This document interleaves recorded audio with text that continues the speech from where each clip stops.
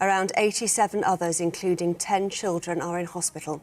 Residential buildings were damaged in 12 Russian missile attacks, according to the governor of the region. Authorities say a rescue operation is underway.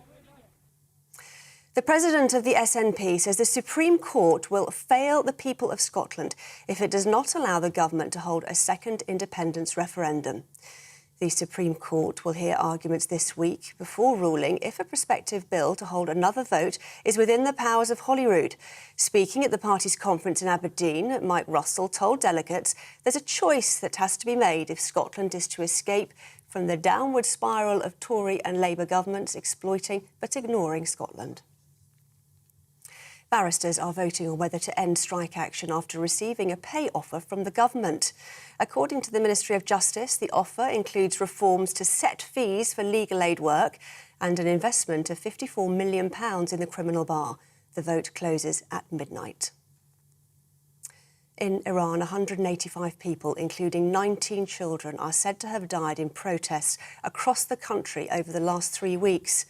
Demonstrations began last month following the death of Mahsa Amini, who was detained by the morality police over allegations she was wearing her hijab too loosely. According to the Iran human rights group, hundreds of women and girls have taken part in protests across the country, despite accusations of authorities using brutal treatment to disperse them. Buckingham Palace has released a new picture of one of the Queen's favourite ponies.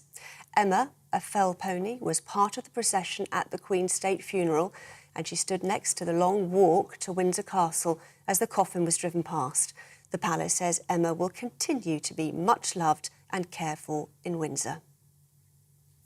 This is GB News. We'll bring you more news as it happens now. It's back to Nana.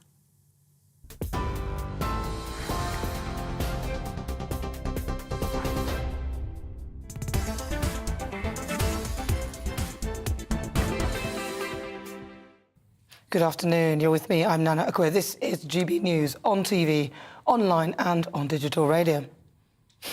It looks like the dastardly duo Harry and Meghan, if various reports are to be believed, are now trying to backtrack on their Netflix documentary. Yeah, I bet they are. I can't see Netflix going along with that one. They've already shelled out millions. They want their pound of flesh. And we'd all be very interested in hearing how the, in my view, heartless pair genuinely felt about the royal family when they thought they had nothing to lose. It was reported in various sources that they were disinvited by King Charles to the special dinner after Queen Elizabeth II's funeral, which 500 leaders around the world, including Joe Biden, were invited to commemorate Her Majesty. The couple appear to be losing their global appeal. I suspect many of the world leaders wouldn't have been that comfortable if they had attended even their unofficial mouthpiece. I mean, spokesman Scooby-Doo, whatever his name is, found himself in hock when he got basic details about the Queen's funeral wrong. Nothing unusual there. He later apologised. It seems the Sussexes are beginning to realise that being royal is a pretty good gig. It is reported that Harry is now also allegedly trying to make amendments to his memoir, which by all counts will now be published next year. Cosmopolitan magazine reported that a publishing insider said that it would almost certainly get pushed back out of respect for the Queen, explaining, of course the Queen's passing was something that was always speculated on when we started working on the book. When it comes down to it, there's absolutely no way the book can come out this year. You only have to look at the royal family to see how emotional they are. This is a matter of respect for Her Majesty, as Prince Harry's grandmother and his Queen. Really? Well, the royal family seemed incredibly emotional before the Queen died. May I suggest that whilst the publisher may make a rip-roaring trade by selling this book, which I won't be buying, for the Duke and Duchess of Montecito, it might be the straw that breaks the camel's back. In fact, according to reports in The Sun, there are now even suggestions that Prince Harry and Meghan Markle aim to spend a year trying to reconcile relations with the firm once Harry's memoir has been published. Good luck with that one. It feels as though there is a change afoot, as the penny appears to be dropping that without the monarchy behind them, joining the rat race is not all it's cracked up to be.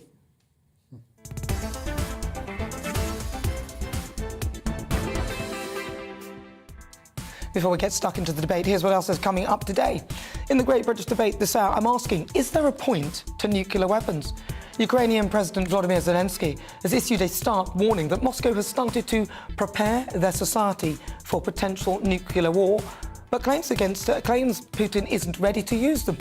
With the threat of nuclear war being greater than it's been since the Cuban Missile Crisis in 1962, are they necessary for national security?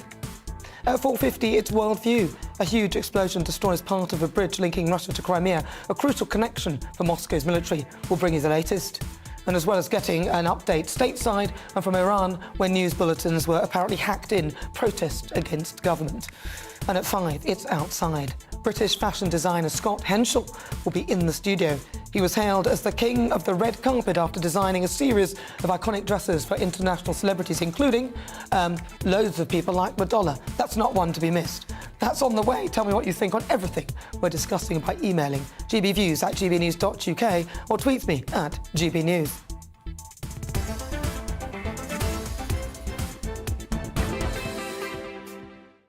Right, let's get started. Let's welcome again to my panel former Liberal Democrat MP Lemmy Dopic and also Deputy Editor of Spiked Online, Fraser Myers. I always want to say limbic toothpick, but I don't say it. I never say it there. I always want to say it, but I don't. Childish. Isn't it? So it really is. Yes, it really is. I'm going to complain. Well, you shouldn't complain because you're going to have to complain to me because I'm going to be the complaint. I'll take your complaints. It's a bit like the Police Complaints Authority. So, Fraser, welcome. It's the first time. Thanks so much for having me. It's a pleasure. Don't be too polite, Fraser.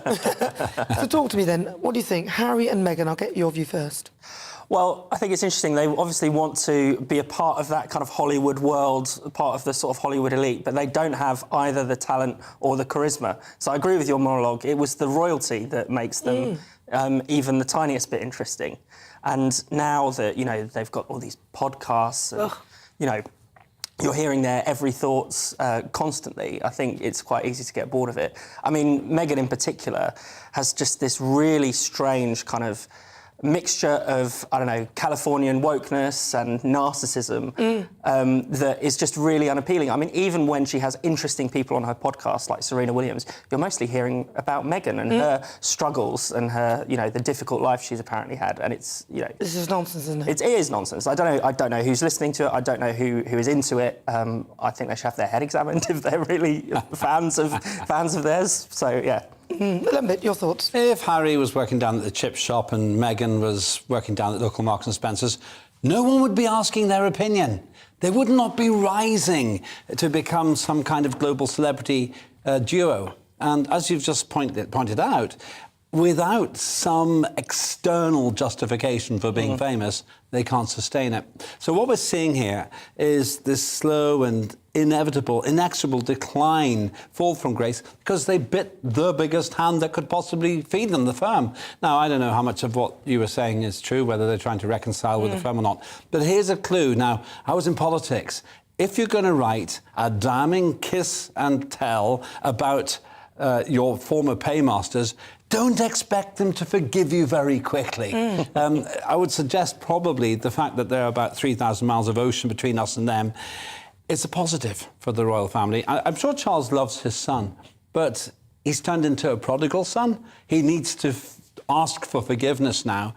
And while he said that he looks after Meghan and Harry emotionally, no one's really too sorry that they're not hanging around in Buckhouse. Well, I mean, seriously, though, but could you forgive them, though? I mean, if they really apologise, I could potentially forgive them. I don't dislike either of them. I just find that if you're going to capitalise on something, don't diss it whilst you're doing it. If you want to capitalise on the monarchy and do it in a nice way, you don't need to slag off your own family constantly. I think Meghan's the perpetrator. My late great agent, Terry Mills, who had inside knowledge of some sort, which he took to his grave. I'm not sure what his contact was. He was so depressed about that wedding. He accurately predicted what Meghan would do. And he said that Harry, to some extent, was an innocent bystander just being dragged along. So he got it right. Yeah, no. You see, I can't let Meghan take all the blame for this. The two of them, like as if Harry's just going along, oh, no, I'll just go with you. No. I think he's doing that. No, he's a grown man. I hate it when men sort of think, oh, well, it's the woman's fault. No, that's so sexist. No. Look at the way he was with opera. I'm listening to you. I listened to you. No, listen, he went along with it. he is equally to blame. I think they're both a disgrace, and I think equally as disgraceful. I'm not going to say, oh, it's her leading him to do this. No, you can bring a horse to water, but you can't make it drink. So, you know, he is culpable for his part in it. She's culpable. They both need to show the royal family and this country a bit of respect, and I'm glad that the world leaders and people around the world are looking at it and seeing what we see. I think they're both as vacuous as each other, but I think Meghan is probably more self-important. And you can see that in the way she talks about, you know, there's a suggestion that she seemed to believe that people in South Africa were cheering her wedding in the way that they were cheering the release of Nelson Mandela. You know, so she has these kind of mad ideas that she puts about, you know, that give a sense of her self-importance. There's also this story that she often tells about, you've probably heard it, about how Hillary Clinton once wrote her a letter because she was, as a young girl, campaigning against a sexist soap ad or something like that. It's completely not true. And yet it gets repeated again and again and again as a sign of, you know, she's telling the world what a great activist she is, what a great caring person she is, what foresight she has. And, you know, that's melting on contact with reality, I'm afraid. That's a really interesting point, because truly great people don't brag about who they get letters from. Yeah. They get the letters precisely because they don't brag about it. And she doesn't seem to be able to keep quiet. Well, Tom Bowles' book did sort of point out that story was slightly embellished, and actually her father told a different version of the story. Her own dad said, well, it wasn't quite that, and it was more, he doesn't even know whether the thing got back to her. But you know how fathers are. They try and make their daughters feel great and say, oh, and this happened and that happens. I do it to my children all the time, when really he sort of embellished this notion that the top brass had got back to her about this, but it wasn't really quite true. The Tom Bauer book is devastating. Isn't I'd it, recommend. Have you read Courtiers yet? No. I will do. You have to. I will do when I'm travelling, where you don't really have to pay too much attention. It's carbohydrate for the eyes, let's be honest. And what about Harry's book then? Harry's book is coming out. They say that possibly not this year because it could be seen as in bad taste. I think it's in bad taste, full stop. But will you read that? For the sake of balance, I probably will. There's some That's road crash element to it. That's the thing, because I'm not so interested in them slamming the royal family, but I want to see how they choose to frame it. It's a big minus for them that HRH just passed on at the point they were going to do their magnum opus. But I want to see how they put it forward, and whether they do recover some grace with that, which I doubt. I doubt they'll recover any grace. Do you think? Would you buy his book? No, I don't think so. I'll read someone else's summary of it. I can't bear listening to Harry's thoughts on anything. I can't bear just giving them any more money. I want them to well, I can't. I just want them to see what it's like in the real world so they can realise what they've thrown away. They should appreciate what they had, which they didn't appreciate, they didn't respect it, and now they're trashing it, and they're expecting now, once we've trashed it, once we've made a load of money, all the deals that we've done, in my view, they're thinking of, oh, well, we'll come back, we'll say sorry, then we can start again. It's not going to be that easy. They're nowhere near the real world. Come on. Most people are concerned about energy prices and stuff like that. I don't think that Harry has said to Meghan, just turn the heating down a bit, we need to save a few cents. And on that bombshell, I'm bored of that for you. Let's move on. If you just joined me, this is GB News. We're live on TV, online and on digital radio. I'm Nana Akua. Now, after the break, it is time for the Great British Debate this hour, and I'm asking, is there a point to nuclear weapons? Ukrainian President Volodymyr Zelensky has issued a stark warning that Moscow has started to prepare the society for a potential nuclear war, but claims Putin isn't ready to use them. But are they vital for national security? We'll be just discussing that. Send me your thoughts. Email gbviews@gbnews.uk. Tell me what you think. You can also tweet me at GBNews, and there is a poll-up asking that very question. Is there a point to nuclear weapons? Cast your vote now, but first, there's the weather. Looking ahead to this evening's weather, and the UK is looking dry towards the southeast, but wind and rain spreading in from the northwest. Let's home in on that detail. So starting off in the southwest then, and here, a mostly fine end to the day, but it will turn cloudier and windier ahead of some rain arriving overnight. Also a fine picture in the southeast, late sunshine, then clear skies after dusk, rain arriving there by the end of the evening. Wind and rain already reaching northern and western parts of Wales by 7 o'clock this evening, but drier towards the southeast, particularly around the Swansea area. It'll also be a largely dry start to the evening across the Midlands. That rain pushing in overnight, meaning everyone will have some wet and windy weather for a time. And a similar picture across the northeast of England, where the rain will be starting to push in, but won't affect most people until overnight. The winds strengthening and clouds building ahead of it. Meanwhile, taking a look at Scotland, the rain will have already cleared northern and western parts with clear, colder air feeding in, a wet and windy end to the day in the south and east. And the heavy rain also largely clearing Northern Ireland, where it will then be mostly dry through the night, under clear skies, turning quite chilly as well. Looking at the national picture overnight, you can see how the rain will progress southeastwards, with a few showers following on, and that's how the weather's shaping up for this evening.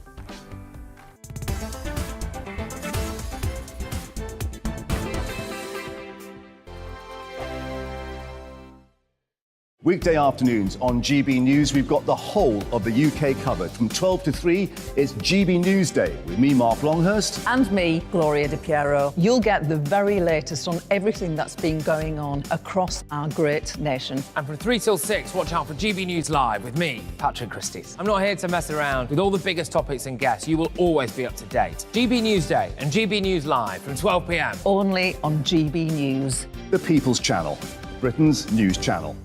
Hello there, it's Eamon Holmes here from Breakfast on GB News. We're not just on your television and your screens, you know. We're on DAB plus digital radio, so you can listen to your favourite shows on the move. If you've not yet listened to GB News Radio, it's very simple. We're on your radio player and TuneIn apps, on your smart speaker, phone or tablet, or online at gbnews.uk. Take us with you wherever you go. GB News Radio. You never have to miss a moment of the People's Channel.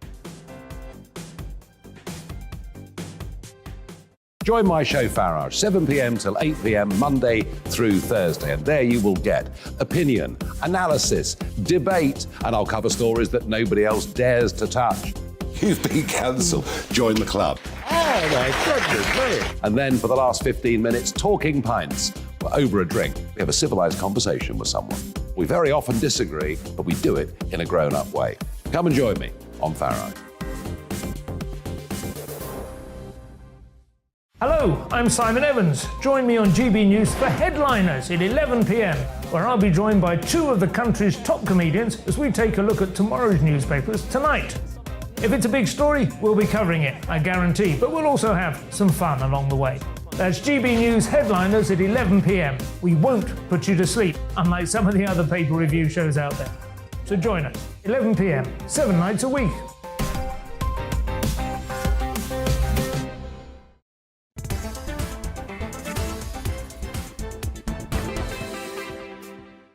It's 20 minutes after 4 o'clock. This is GB News on TV, online and on digital radio. I'm Nana Akua, and it's fast approaching 20 minutes after 4 o'clock. Now it's time for our Great British Debate this hour, and I'm asking, is there a point to nuclear weapons? Russia's invasion of Ukraine has raised the question of nuclear war among the general public, and this is being further exacerbated as President Zelensky has warned that officials have told Russians to prepare for nuclear warfare, with even US President Joe Biden warning journalists that Putin wasn't joking about using weapons of mass destruction in Ukraine, which I don't think was helpful of him to do that, really, seriously. Moscow has escalated the nuclear rhetoric over the last few months, so we have to wonder what will be the straw that breaks the camel's back. If they are used, the world can be assured of mutual destruction, quite literally war games. So for the Great British Debate this hour, I'm asking, is there a point to nuclear weapons? Firstly, I'm joined by ex-senior British military advisor to US Central Command, Major General Chip Chapman. Chip, thank you so much for joining me. OK, so first of all, is it a good idea for people like Joe Biden to sort of start building up the idea that nuclear weapons are potentially going to be used? Yes, because there are various audiences that he's trying to influence there. And one of those is not just the Russians, it's people like China and India who don't want Russia to use those weapons as well, because even though those states have not condemned Russia so far, they don't want a world where there is potentially nuclear proliferation in the future. And that is what the use of nuclear weapons by Russia would do. So, for example, Taiwan or Japan and South Korea, which would be destabilizing potentially for China in that environment, and it wouldn't help Russia in the long term. So, for example, Poland, Finland, probably the Baltic states would also have a rush for nuclear weapons, or at least be living under a nuclear umbrella. Yeah, but what is the point of them, right? Because you say that it's a sort of, but what is the point? if somebody strikes a nuclear weapon, then the other will strike a nuclear weapon, it's game over. So what is the point of that? Surely it will mean that it will never happen, or if it does happen, it's the end of the world. Well, you have to go back to the first order thing, that everyone who's a major nuclear power signed up to the Non-Proliferation Treaty. And that is to get rid of all nuclear weapons. So what is it that prohibits those nuclear weapons being just ceased and got rid of? Well, two things, really. The security environment and the fact that the political context is not that we are the world, we are the future all together in one basket. And therefore, you then look at why and when might they be used. And they can only be used, and this also was signed up bizarrely in January this year by all the 5 major P5 powers, that they should be serve only defensive purposes, deter aggression, and prevent war. And that is why there will be such consequences if they are used. It is not correct to say, I think, Nana, as you intimated, that there will be a linear progression from all the way up to what we would call spasm warfare, that is intercontinental ballistic missiles between, for example, Russia and America. That just can't see that happening. So to say there will be an escalation of escalations all the way up to intercontinental ballistic missile and wiping out the known world is not necessarily a linear progression that you would see. Yeah, but you say that, but a lot of people didn't think that Vladimir Putin would do what he's done in Ukraine, and he has. In fact, whilst Vladimir Putin was hovering along the borders of Ukraine, people were saying, oh, he's not going to go in, even though he'd sent 110,000 troops or so. And I noticed you mentioned the non-proliferation, I can't say that word, treaty, but didn't loads of them sign the Budapest Memorandum, so that if, Russia signed it themselves, saying that they wouldn't attack a neighbour state, they would help Ukraine, and it turns out they're the perpetrators of it. So these so-called treaties, I think, people like Russia, countries like Russia, leaders there, are probably laughing at us for even thinking that these will be honoured. But that's the point from Russia's perspective, that nuclear extortion and blackmail leads them to achieving their objectives by coercive diplomacy. And that's what they're really banking on in terms of saying we're not bluffing.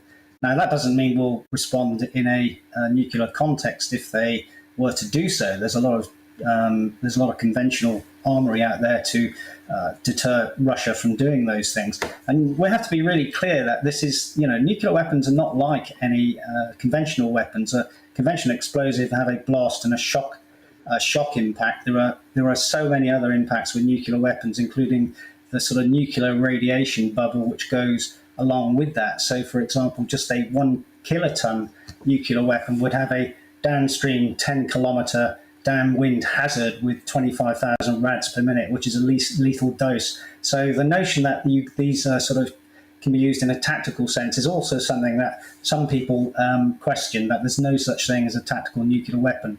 If you cross that Rubicon, you've probably excluded yourself from the world, from the future, and Russia would absolutely be excluded from the world and would not be the same sort of state in the future. They would just be an international pariah, and that would include India and China. But you talk of tactical nuclear weapons. Now, from my understanding, people are saying, oh, you can use tactical nuclear weapons, it will just take out our battle force. And I'm glad you pointed out that that doesn't really seem to be a realistic perspective on it, because you can't stop radiation from going, oh, we're going to stop it at this line, and, there's the cloud and there's all the other things that come with it. Is it true that the tactical nuclear weapons that we have, even the least powerful, are at least around about 9 times the power of the nuclear weapon that was dropped on Hiroshima? Well, you can dial a yield, but dialing a yield still means that you have other impacts which you would not have from those conventional weapons. That would include the radiation, it would include the fallout, it would include the sort of flash burns, which were 2/3 of the casualties after Hiroshima, and you don't know which way the wind's going to blow. So people would say that you could potentially use this in 3 ways. The first one is that you could use it as a demonstration. Let's say they were to put it on Snake Island, now deserted after being fought over twice, just to say, we told you, we're not bluffing. But again, there will be a downwind hazard to that. The second one, as you sort of intimated, is where people say that they can be used tactically. That is this notion that they're there to win a battle. But if you're going to try and win a battle, you've got your troops on the other side. So that's not really credible. And the third reason, or third way, is really what we saw at Hiroshima. And again, that may be viable if you were to use an airburst weapon, because there's a difference between an airburst and a ground burst nuclear weapon, over a number of cities to kill many hundreds of thousands of people and compel an enemy to your will. That's what the object of war is. It is fought for political objectives, not for military objectives. Yeah, so in your view then, yes or no, is there any point to them at all? Just a yes or no? There is a point to them. That is a point to do with defensive purposes and deterrence. OK. Stay right there, Chip. I'm just going to bring on Scarlett Maguire, see what her thoughts are on there. Scarlett Maguire, she's a former Labour advisor. Scarlett, your view then, nuclear weapons. Chip says there is a point to them. Do you think that they're a bit pointless and shouldn't be used? Of course they shouldn't be used. I mean, I think Chip and I would both agree that we don't want them used. What worries me is that we say that nuclear weapons should only be a deterrent, and then we have Putin saying, if you go into what I call Russia, which is what we call Ukraine, right? I mean, the 4 states that he has annexed and he now calls Russia. If you go into those, I will unleash nuclear weapons. He's made no secret of that. He will call that defensive, and he will say he's using nuclear weapons as a deterrent. It is absolutely terrifying, right? And the fact that Britain has nuclear weapons, I don't think makes us sleep any easier in our beds in London, say, than in Paris or in Rome, where they don't. I mean, actually, we're more likely to be an object for Putin after he's completely wrecked Ukraine. I mean, the problem is that when you get people who are not necessarily rational, in charge of nuclear weapons, I mean, and this has always been said, then the world becomes a very frightening place. I mean, you know, frankly, it was the same when Trump was president. Trump said, what's the point of nuclear weapons if we can't use them? Thank goodness it never came to it. But I think nuclear weapons... Hold on, Scarlett. Hold on, Scarlett. I want to stop you there. Because when Trump was president, he was actually more of a peacemaker than any of the others. There weren't any new wars. And I suspect if he was still in power, and he's even said it himself, that this probably wouldn't be happening. So I don't think he's a fair... No. I'm quoting Trump. He said, what is the point of nuclear weapons if you don't use them, right? Actually, always America has said, and Britain has said, that they are a deterrent. That's all they are. They are a deterrent. They're to stop wars from happening, right? And what I'm saying is we are now in a position where it is quite scary, where we've got a man who is in charge of nuclear weapons, and he might well unleash them on us, and then there is going to be a nuclear war. And that is why it was so important, and it hasn't been done, that we got rid of all nuclear weapons, right? Because they're not a deterrent. They're only... I mean, if somebody in charge of them is... Let me bring Chip in on this, because Scarlett says that we need to get rid of all nuclear weapons because they're not a deterrent. Chip? Well, they're the ultimate guarantor of sovereignty, so they are a deterrent. And as I said at the start, the reason that you still have nuclear weapons is because the security environment and the potential political context between states means that you can't get rid of them. Everyone is signed up to Article 6 of the NPT, Non-Proliferation Treaty. If we all lived happily together, they wouldn't be there. We don't. They are there to do that ultimate deterrence purpose. We are not going to get nuked by Russia. Scarlett, what do you think? He said that we need them. Well, he's just said we're not going to get nuked by Russia, and I don't think we know. I mean, I think that is the problem, and that's why a lot of people are very, very scared, because as Nana said at the beginning, an awful lot of people said Putin will never go into Ukraine. He went into Ukraine. He said he was going to do it, and he did it. He says he'll use nuclear weapons. We don't know. That is the problem. We don't know whether he's bluffing or not. And you know, of course, we don't live in a world of peace. And I think getting rid of nuclear weapons, you know, is almost impossible. But I don't think nuclear weapons are a good thing, because ultimately, as Nana also said at the beginning, they wipe out everything. I mean, that is the problem. Yeah, well, they do wipe out everything. That I did say that, and that is a problem, Chip. That's right. If you get to a spasm warfare, we don't know because we haven't got enough empirical evidence, and that's a really, really good thing. We've got nowhere near anywhere since the Second World War, and that really includes Crimea, because people understand that the nuclear genie getting out of the bottle is somewhere you don't want to go. It is actually Oppenheimer's thing when he saw the first nuclear bomb, that I am become death, the destroyer of worlds. And people are very, very reluctant to do this. All nuclear strategic theory is actually to do with the non-use of these weapons, not really to do with the use of them. Well, then wouldn't it be better if we just didn't have them all together, though? Surely that would be a much better thing, you know. Do you not think, Chip? You're absolutely right, but that comes back down to this fact that political context and the security environment do not allow that, and will never allow that when you've got a competitive international environment between inimical powers. Scarlett, would you say that we should perhaps get rid of our nuclear weapons? And would you encourage countries like ours to do that? I mean, I think what's really frightening is that the fact that we have nuclear weapons doesn't actually make a difference. I mean, that's what's scary. Now, I agree that I can say that easily because America has nuclear weapons, and we think that, you know, if London is bombed, then America will hit Moscow, right?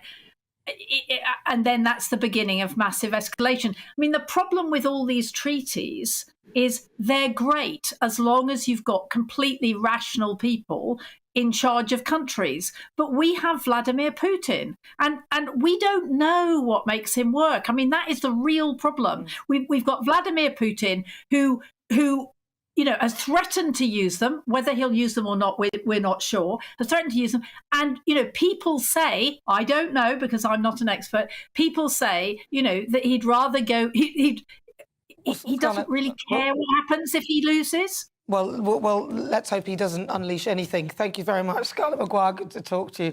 And also, Chip, thank you very much for that as well. That is, of course, Chip Chapman. He's a senior advisor, ex-senior British military advisor to the US Central Command.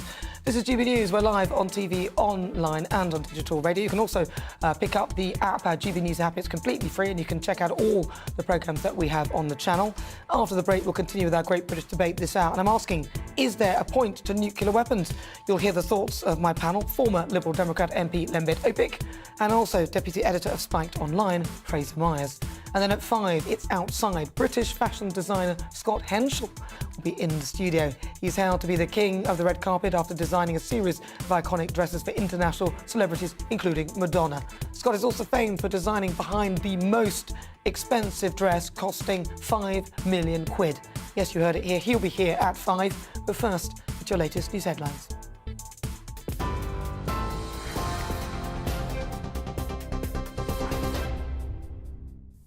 Good afternoon, it's 4:34. I'm Tamsin Roberts in the GB newsroom. Pope Francis has offered his condolences to the people of County Donegal in Ireland after a service station explosion has left a tight-knit community in shock. 10 people, including a father and his 5-year-old daughter, were killed and have now all been named by police. Taoiseach Michael Martin, who visited the site in the village of Crises last night, says the entire nation is in mourning. Irish authorities say the explosion is being treated as a tragic accident, although investigations are ongoing. Russia is assessing the damage on its only bridge to occupied Crimea after a huge blast destroyed large areas of it yesterday. President Vladimir Putin has ordered the country's Federal Security Service to now guard the key route to the occupied peninsula. Ukraine has previously said the crossing is a target, but has not claimed responsibility for the attack. 185 people, including 19 children, are said to have died in protests across Iran over the last 3 weeks. Demonstrations began last month following the death of Mahsa Amini, who was detained by the morality police over allegations she was wearing her hijab too loosely. According to the Iran Human Rights Group, hundreds of women and girls have taken part in protests across the country, despite accusations of authorities using brutal treatment to disperse them. The SNP president says the Supreme Court will fail the people of Scotland if it doesn't allow the government to hold a second independence referendum. Speaking at the party's conference in Aberdeen, Mike Russell told delegates there's a choice that has to be made. The Supreme Court will hear arguments this week before ruling if a prospective bill to hold another vote is within the powers of Holyrood.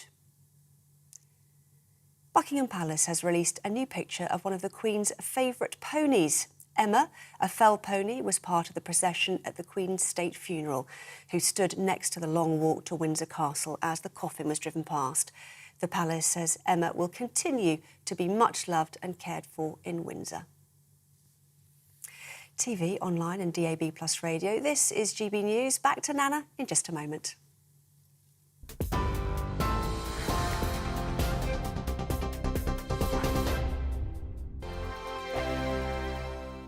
Weekday afternoons on GB News, we've got the whole of the UK covered. From 12 to 3, it's GB News Day with me, Mark Longhurst. And me, Gloria Di Piero. You'll get the very latest on everything that's been going on across our great nation. And from 3 till 6, watch out for GB News Live with me, Patrick Christys. I'm not here to mess around. With all the biggest topics and guests, you will always be up to date. GB News Day and GB News Live from 12 p.m. Only on GB News. The People's Channel, Britain's news channel. Hello there, it's Eamon Holmes here from Breakfast on GB News. We're not just on your television and your screens, you know. We're on DAB plus digital radio, so you can listen to your favourite shows on the move. If you've not yet listened to GB News Radio, it's very simple. We're on your radio player and TuneIn apps, on your smart speaker, phone or tablet, or online at gbnews.uk. Take us with you wherever you go. GB News Radio. You never have to miss a moment of the People's Channel. Join my show Farage, 7 p.m. till 8 p.m. Monday through Thursday, and there you will get opinion, analysis, debate, and I'll cover stories that nobody else dares to touch. You've been cancelled. Join the club. Oh my goodness me. And then for the last 15 minutes, talking pints. We're over a drink. We have a civilised conversation with someone. We very often disagree, but we do it in a grown-up way. Come and join me on Farage. Hello, I'm Simon Evans. Join me on GB News for Headliners at 11 p.m, where I'll be joined by two of the country's top comedians as we take a look at tomorrow's newspapers tonight. If it's a big story, we'll be covering it, I guarantee, but we'll also have some fun along the way. That's GB News Headliners at 11 p.m. We won't put you to sleep, unlike some of the other paper review shows out there. So join us, 11 p.m, 7 nights a week.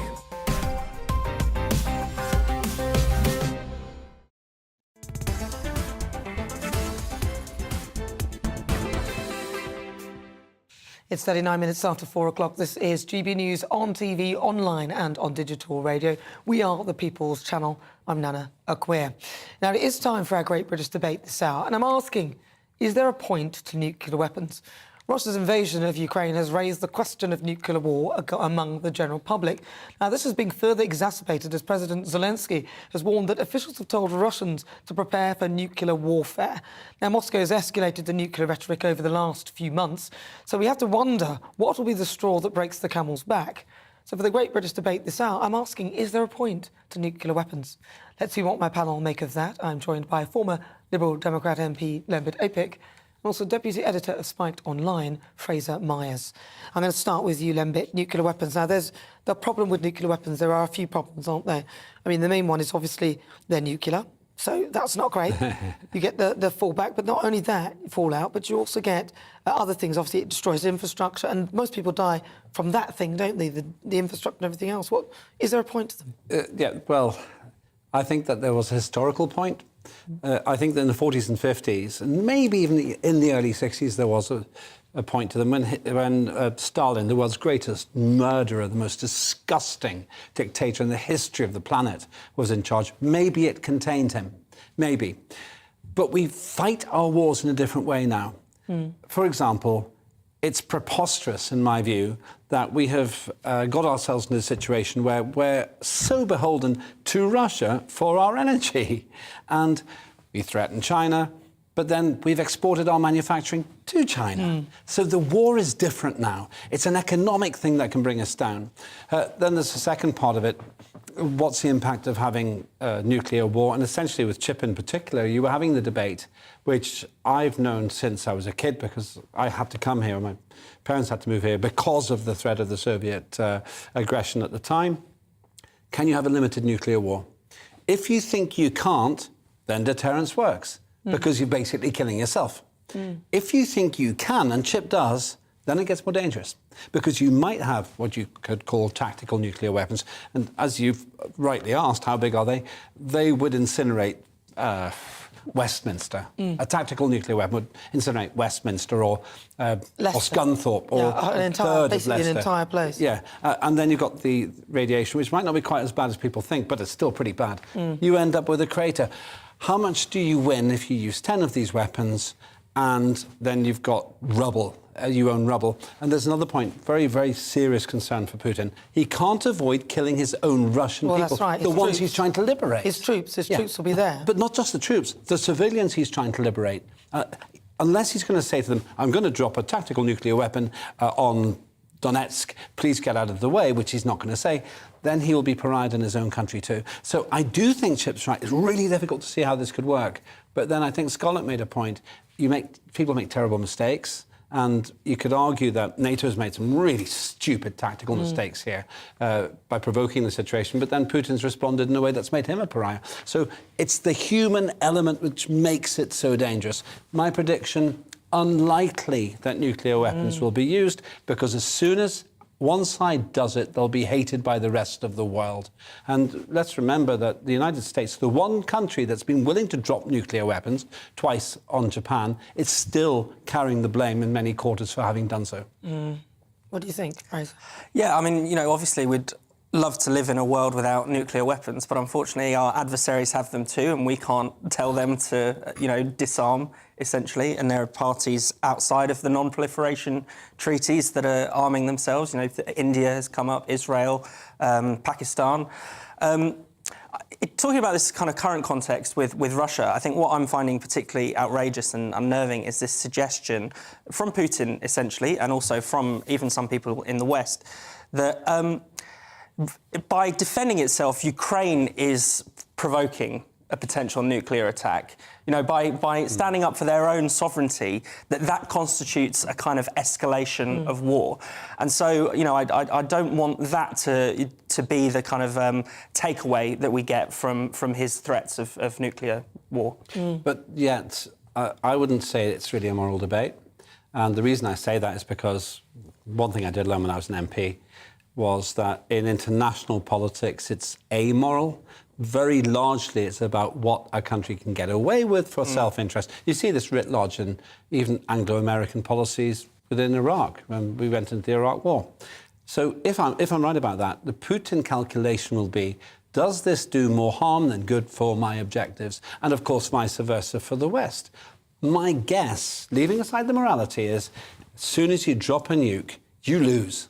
And you lose because you will be pariah, just like Chip said, I think. You'll be isolated. And then the 170 million people, or whatever the Russian population is, will be held accountable for the fact that their leaders did this. The global context here is important compared to Hiroshima and Nagasaki. That was a show of America's strength. America, it's a cruel and vicious show of strength. You don't think this is a show of Russia's strength? This is coming from a place of desperation. At the moment, it's coming as on the back of a successful, or so far, Ukrainian counteroffensive. Now, it doesn't make a difference in terms of the number of lives lost, but I think that kind of political context is still key to understand. I suppose, in a way, I don't think they should be necessary. I don't think they should be used. I think it's a nonsense. If you're going to set up something that's just going to destroy everything, then you can't even take the land once you've nuked it. It's just pointless. So ultimately, there's no point to it, and hopefully. The only reason why they won't use these things is because, ultimately, if you look at the way the world works, those who are controlling it are all the billionaires and the oligarchs, and they want things, and they will be seeing their things being destroyed, and they're the ones who are those who have the power to deal with this. So I think, in some ways, it's a way for them to contain and control everything. It's a controlling thing. The direct question you asked at the beginning, I just know what Fraser thinks, isn't this, is there a point to nuclear weapons now? No, there isn't. No. I don't think they can be used without causing more harm, at least in the medium term, for the user than good. But what happens if both sides use them? That's a really more difficult question. Then, let's say, would America and Russia both end up as international pariahs? Well, there won't be anything left. Well, that works on the assumption that it escalates. Well, it would do, wouldn't it? I don't think so. I don't think it necessarily would. I think that the point Chip made about MAD, mutually assured destruction, isn't necessarily the case. There's a non-zero risk of it, I agree. I put it at 5 to 10%, which is pretty serious when you're talking about the end of the world. But I think it's more likely to be tactical because the international community, including China, will then pick up the phone to Putin and say, can you stop this, please? And the rest of the world will say the same to the West if we respond. So I think that they're sort of pointless now, but you can't invent them. Think about it, it's like weeding your garden with a flamethrower. Everything gets torched all at once, and you end up with a crater and scorched earth. I can't believe you've stolen my line, Lambert. Oh, I'm sorry, did I? That was my line. I told him that over the phone. I'm so sorry. I'm so sorry. I knew you'd do that, Lambert. OK, well, OK. Then. Listen, look, seriously, I don't see why people should have these nuclear weapons. I think they should all get rid of them, but I can't see that happening now because some people have them, some people don't. So in the end, everybody has to have them. That's the only way that apparently nobody will use them, but you've got somebody threatening. What do you do when somebody threatens to do the thing that nobody's supposed to do? Then what? Well, that's what we're trying to muddle ourselves through now at the moment. You know, it's just a very dangerous time, and the stakes, you know, could hardly be higher. Let's see if our great British voice, you guys are cleverer than us, because the show's nothing without you. Maybe you can solve it for us. Let's see what they think of the topics we're discussing. Where should we go? Should we head over to Watford? Yes. Yeah, out of Watford. Let's have a chat with GB voice, Graham, David Barm, even, not Graham. David. OK, so is there any point to nuclear weapons? Is there any point to nuclear weapons? As Olympic said, in the 40s, 50s, yes, because it held the world in balance.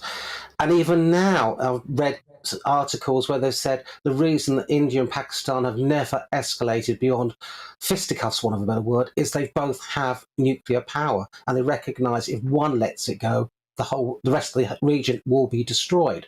I've read Israel has stockpiles, and this is why it's not being used. The trouble is we are dealing with a man who doesn't actually care about his people. He cares about Putin's ideas. And unless the rest of the world basically sit on him and say, stop it, there is always going to be a fear what this man will do. And as everyone says, a tactical nuclear explosion is not just that area, 25 miles. Winds carry stuff. I mean, some of Scotland is still uninhabitable because of Chernobyl. So I would imagine that the people behind the scenes have actually tried to calculate this. How much will they be affected themselves? Downwind, they let it off, say, in Kiev. Will that blow back into Moscow? Probably. So, yeah, but then it doesn't seem like he cares. David, thank you for your points. That's lovely to talk to you. That's David Barm. He's there in Watford. He was our great British voice. And today I've been asking, is there a point to nuclear weapons? Let's see what you've been saying. Let's see, Carol says, total naivety to believe we can get rid of nuclear weapons when potentially unhinged world dictators have them. No, I mean, listen, it's not naivety, it's just a wish. It's a wish that we could, but I can't see it happening. James says, mutually assured destruction is not the way forward. There is no point to nuclear weapons in this day and age. See, I agree with that. I can't see the point of them. Why? You're only going to destroy everything. Katie says, sadly, we live in a world where the stick is always stronger than the carrot. Nuclear weapons are a real threat, and they work. Nick says, honestly, I don't see a nuclear weapon being used in any major war anytime soon. Mutually assured destruction works. There's also a poll-up on Twitter throughout the show asking that very question. Is there any point to nuclear weapons? Let's see. Lembit, what do you think it says? What do you think they've 65% say yes. What do you think? I think they'll mostly say yes. I'm going to go for 35% say yes. Let's have a look. Let's see what you say. 68% say yes. Watch and learn. 32% say no. There's still time. Keep your thoughts coming. You're with me. I'm Nana Akua. This is GB News on TV, online and on digital radio. Now, after the break, it's Worldview. A huge explosion destroys part of a bridge linking Russia to Crimea, a crucial connection for Moscow's military, as well as getting the latest state sides from... we'll also get the latest stateside and also stuff on what's happening in Iran. But first... there's a short break.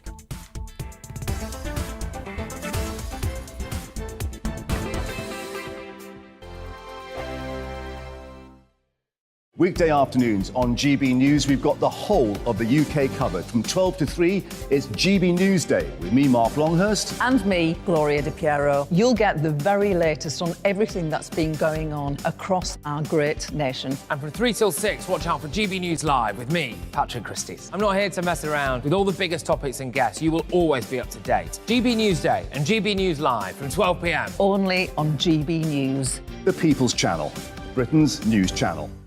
Hello there, it's Eamon Holmes here from Breakfast on GB News. We're not just on your television and your screens, you know. We're on DAB plus digital radio, so you can listen to your favourite shows on the move. If you've not yet listened to GB News Radio, it's very simple. We're on your radio player and TuneIn apps, on your smart speaker, phone or tablet, or online at gbnews.uk. Take us with you wherever you go. GB News Radio. You never have to miss a moment of the People's Channel. Join my show Farage, 7 p.m. till 8 p.m. Monday through Thursday, and there you will get opinion, analysis, debate, and I'll cover stories that nobody else dares to touch. You've been cancelled. Join the club. Oh my goodness me! And then for the last 15 minutes, talking pints. We're over a drink. We have a civilised conversation with someone. We very often disagree, but we do it in a grown-up way.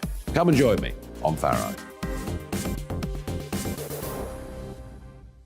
Hello, I'm Simon Evans. Join me on GB News for Headliners at 11 p.m, where I'll be joined by two of the country's top comedians as we take a look at tomorrow's newspapers tonight.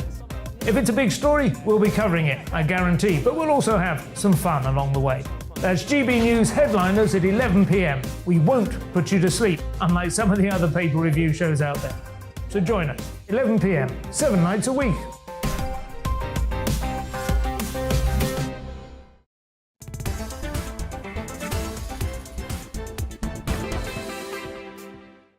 Good afternoon. It's coming up to 53 minutes after 4 o'clock. This is GB News on TV, online and on digital radio. I'm Nana Akua, and it is time now for World View.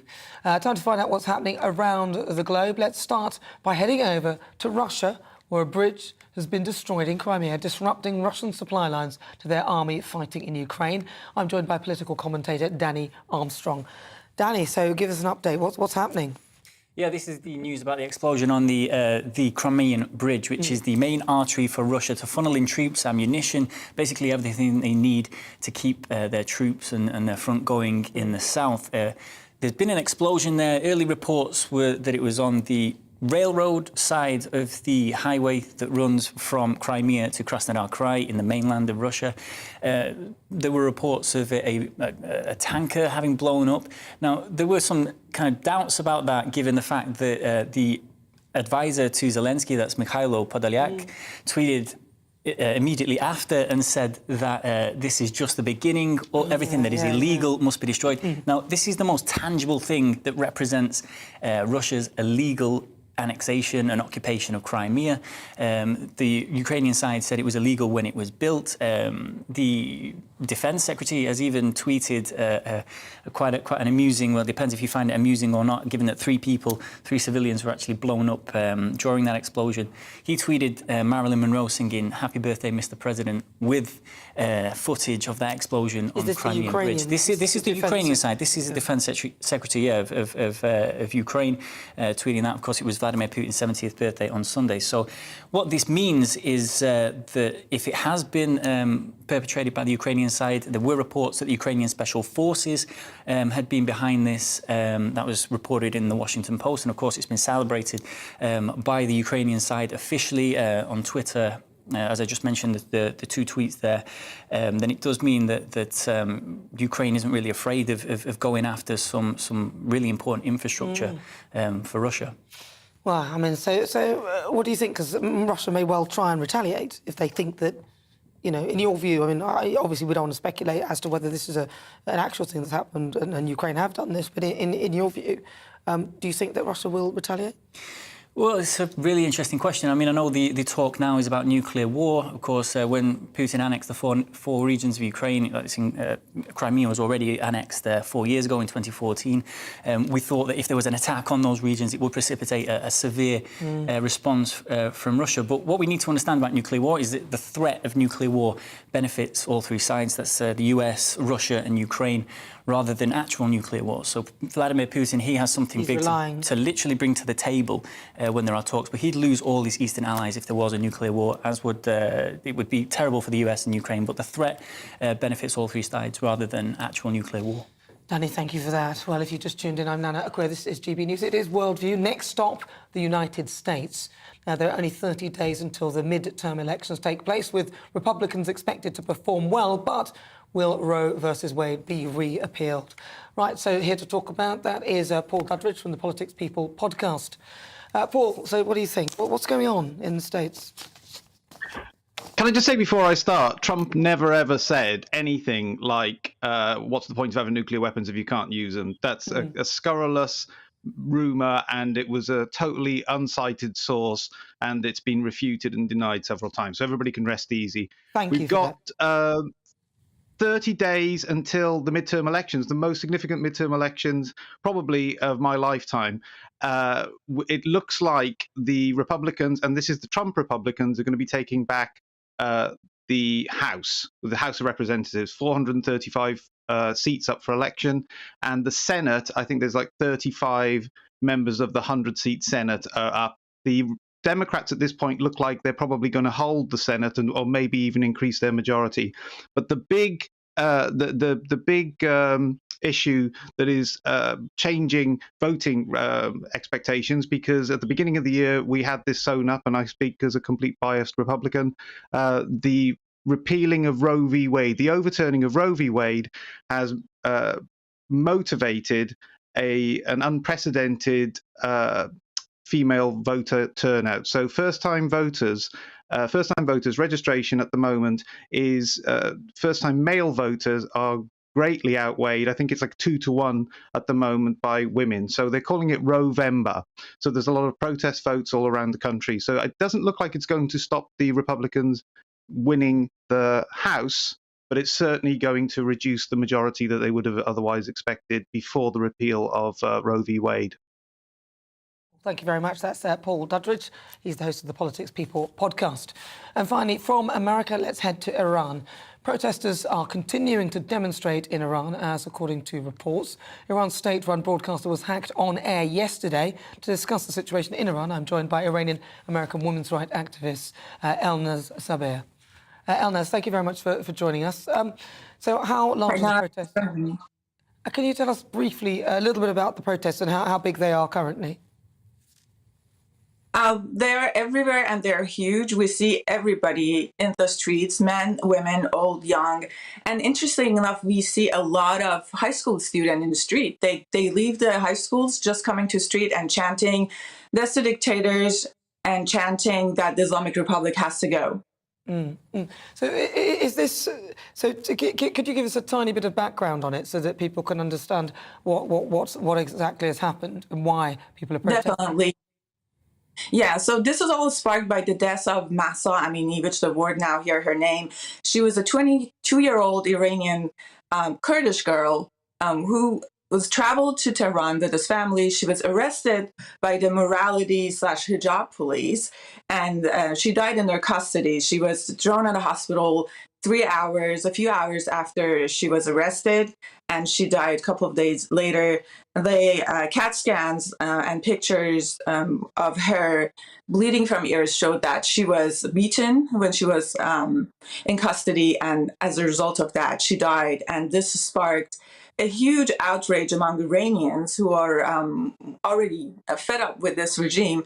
So at her funeral, there was a protest by Kurdish people who came to the street, and women took off their scarf and they chanted like, "She was killed for hijab, and how much more humiliation can we take?" So that sparked a nationwide protest with women coming to the street, and as you see in the footage, people burned their scarves, women cut their hair, and their chants in the street. There was one huge chant that's right across the nation: "Zan zandagi azadi," women, life, liberty, as well as we don't want this regime anymore. Well, Elnaz, thank you very much. That's Elnaz Sabir. She's an Iranian-American women's rights activist. We'll come back to you next week and find out with an update. Thank you very much. That is, of course, Worldview. This is GB News on TV, online and on digital radio. More to come in the next hour.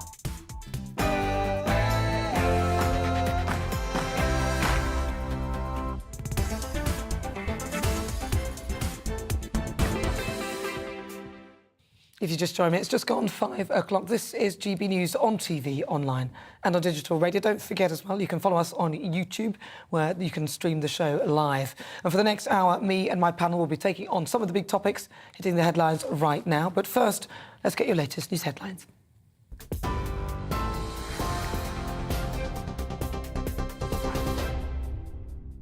Nana, thank you. Good afternoon. It's 5:01. I'm Tamsin Roberts in the GB newsroom. Pope Francis has offered his condolences to the people of County Donegal in Ireland after a service station explosion left a tight-knit community in shock. 10 people, including a father and his 5-year-old daughter, were killed and have now all been named by police. A man in his 20s remains in a critical condition in hospital in Dublin. Taoiseach Michael Martin visited the site of the blast in the small village of Crises last night. He says the entire nation is in mourning following the tragedy. Irish authorities say the explosion is being treated as a tragic accident, although investigators are ongoing. Russia is assessing the damage on its only bridge to occupy Crimea after a huge blast destroyed large areas of it yesterday. The Kremlin has ordered Russia's Federal Security Service to guard the key route to the occupied peninsula.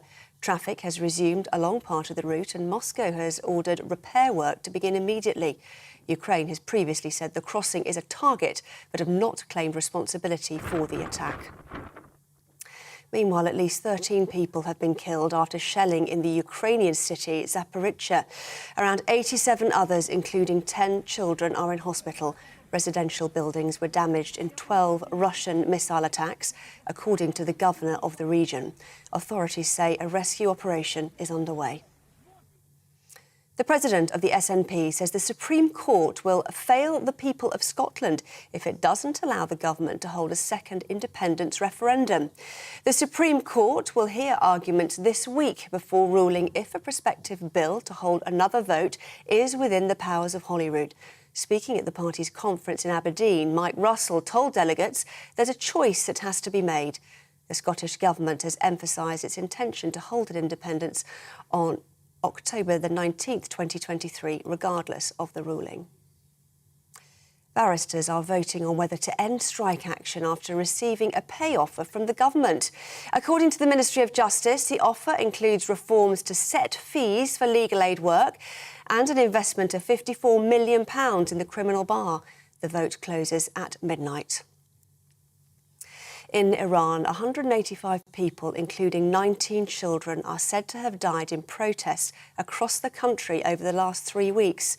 Demonstrations began last month following the death of Mahsa Amini, who was detained by the morality police over allegations she was wearing her hijab too loosely. According to the Iran human rights group, hundreds of women and girls have taken part in protests across the country, despite accusations of authorities using brutal treatment to disperse them. Buckingham Palace has released a new picture of one of the Queen's favourite ponies. Emma, a fell pony, was part of the procession at the Queen's state funeral, who stood next to the long walk to Windsor Castle as the coffin was driven past. The palace says Emma will continue to be much loved and cared for in Windsor.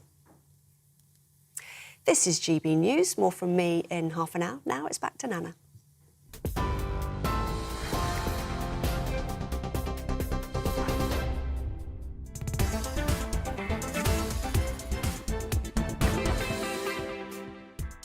This is GB News. Welcome on board. I'm Nana Akua, and for the next hour, me and my panel will be taking on some of the big topics hitting the headlines right now.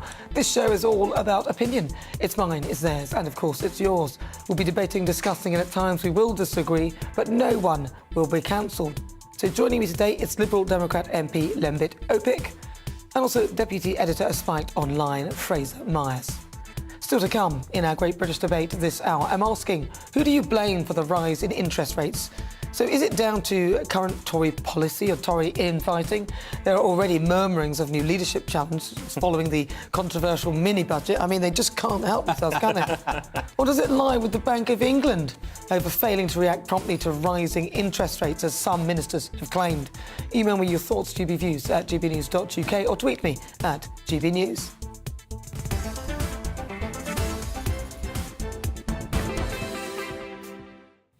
But first, the Home Secretary, Suella Braverman, has sparked controversy by suggesting that cannabis should be upgraded to a Class A drug.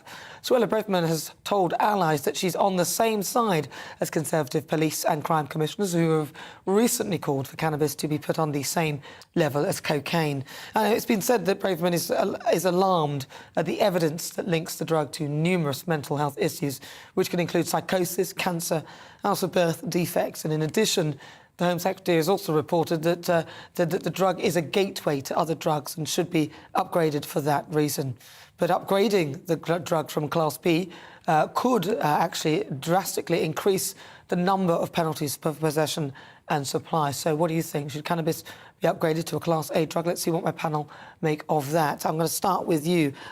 Lembit, what do you think? No, you don't think so? Why not? No, because since when did we see the medical evidence that said if you make a drug more illegal, people will be less addicted to it?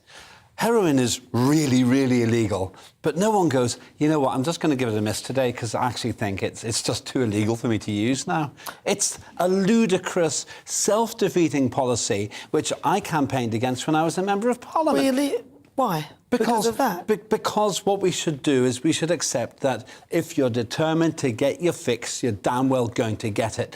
And all we have done in this country since around the early 70s, when the Misuse of Drugs Act came in, is create a wonderful after-sales market for illegal dealers. In this country, we almost didn't have a heroin problem in the early 70s. It was an ageing and diminishing number of people who had it, maybe a couple of thousand. Now we've got hundreds of thousands of people taking it because of the ludicrous idea that prohibition works. If anyone's in any doubt about it, just look what happened with prohibition in the 20s in America. Did anything change? Yes. More people died from alcohol-related disease. Regulate and tax, and use a tax to deal with the problem. But hang on, haven't you just sort of discounted your point? Regulate it. As soon as you regulate it, more people are dying from diseases associated with it. No. Is that what you're saying? So are you going to start taking heroin? No, I'm asking you. I would ask the viewer then.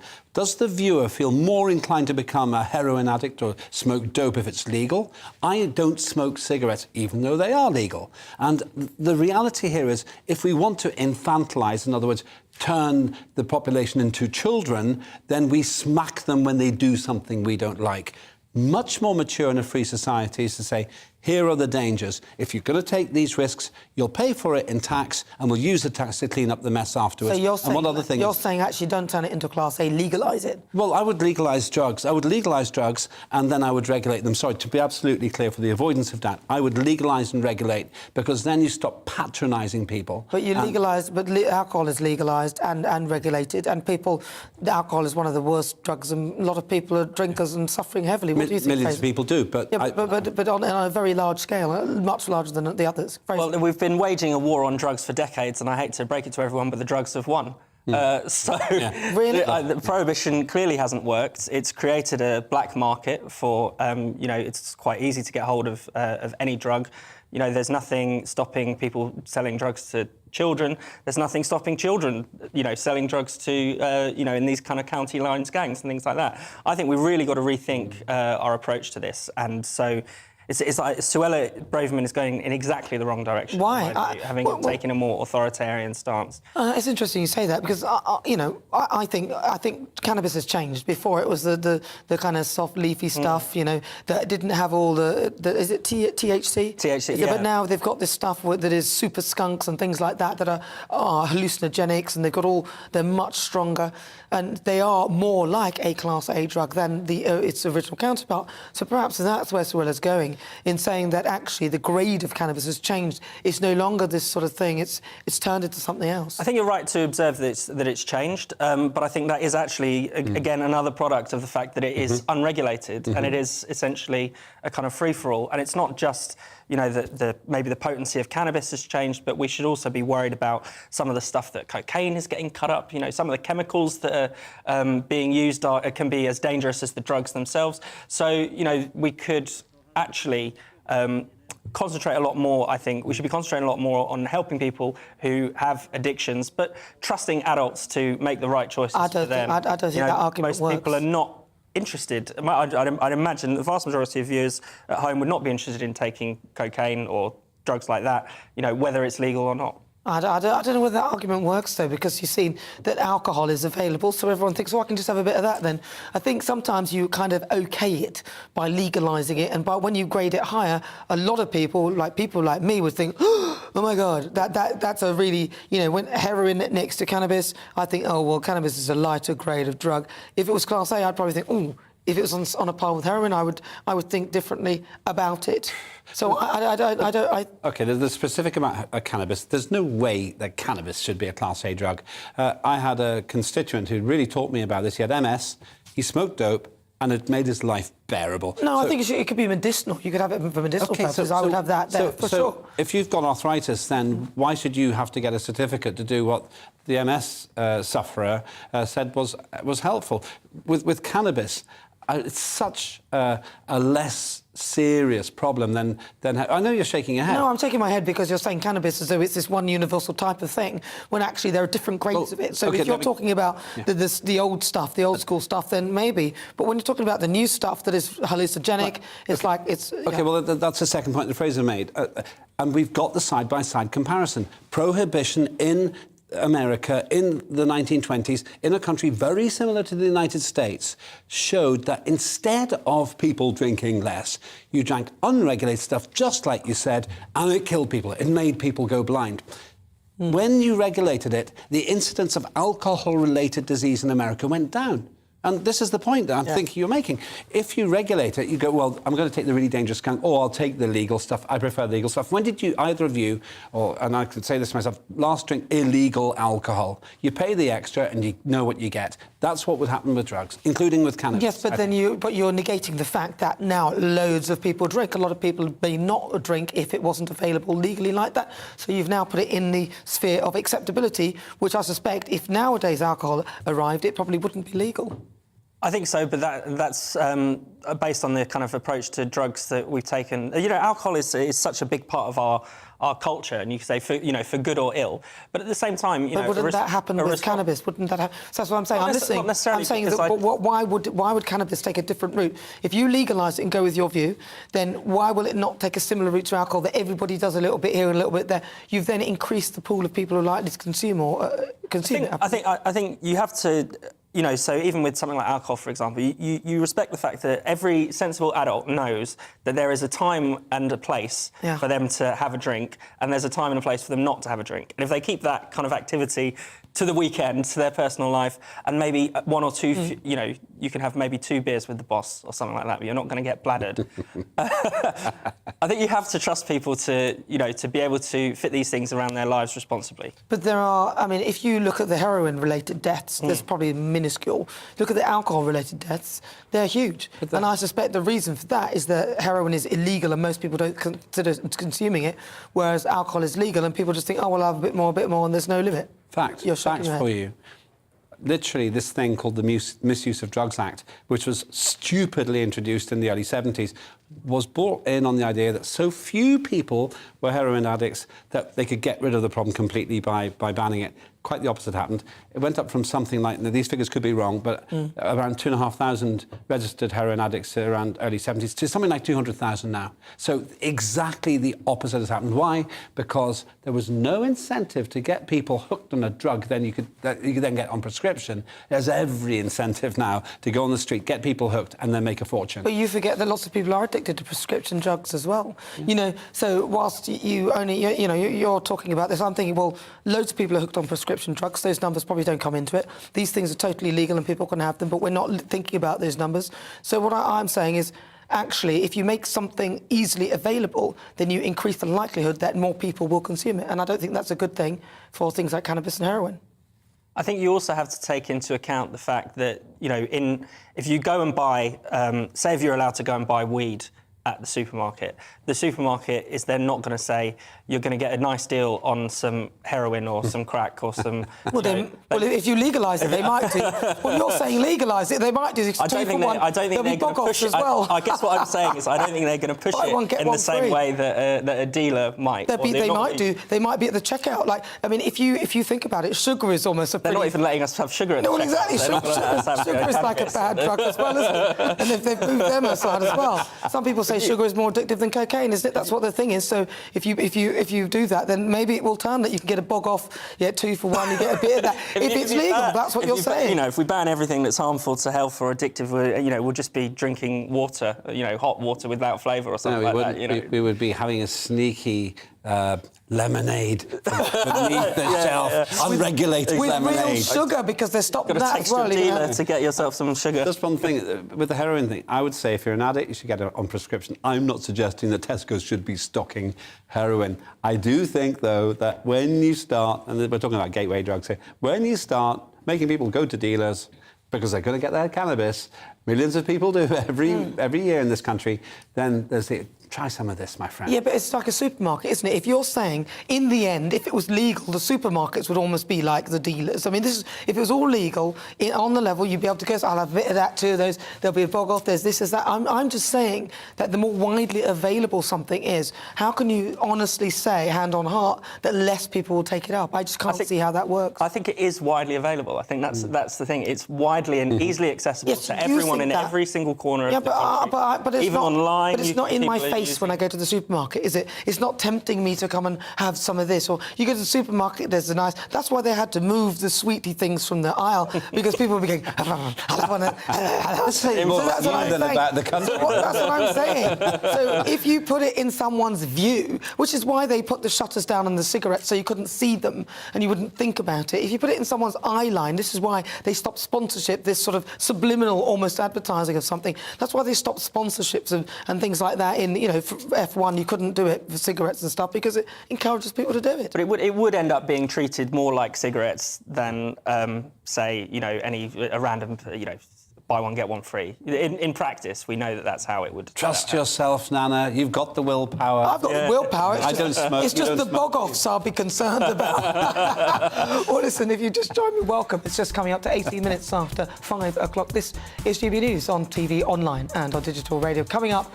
the Great British Debate this hour. I'm asking, who do you blame for the rise in interest rates? Is it down to the current Tory party infighting? I mean, they've not focused on anything apart from themselves. There are already murmurings of yet another leadership challenge. I mean, if you're a Conservative voter, you must be looking at this with your hands in your head, or your head in your hands, whichever way around. But either way, it's not good. And following the controversial mini-budget, or the Bank of England, really, there was a problem there. Or do you think it is the fault of the Bank of England? Some people are saying that. All of that after the weather. Looking ahead to this evening's weather, and the UK is looking dry towards the southeast, but wind and rain spreading in from the northwest. Let's home in on that detail. So starting off in the southwest then, and here, a mostly fine end to the day, but it will turn cloudier and windier ahead of some rain arriving overnight. Also a fine picture in the southeast, late sunshine, then clear skies after dusk, rain arriving there by the end of the evening. Wind and rain already reaching northern and western parts of Wales by 7 o'clock this evening, but drier towards the southeast, particularly around the Swansea area. It'll also be a largely dry start to the evening across the Midlands. That rain pushing in overnight, meaning everyone will have some wet and windy weather for a time. And a similar picture across the northeast of England, where the rain will be starting to push in, but won't affect most people until overnight. The winds strengthening and clouds building ahead of it. Meanwhile, taking a look at Scotland, the rain will have already cleared northern and western parts, with clear, colder air feeding in, a wet and windy end to the day in the south and east. And the heavy rain also largely clearing Northern Ireland, where it will then be mostly dry through the night, under clear skies, turning quite chilly as well. Looking at the national picture overnight, you can see how the rain will progress southeastwards, with a few showers following on, and that's how the weather's shaping up for this evening.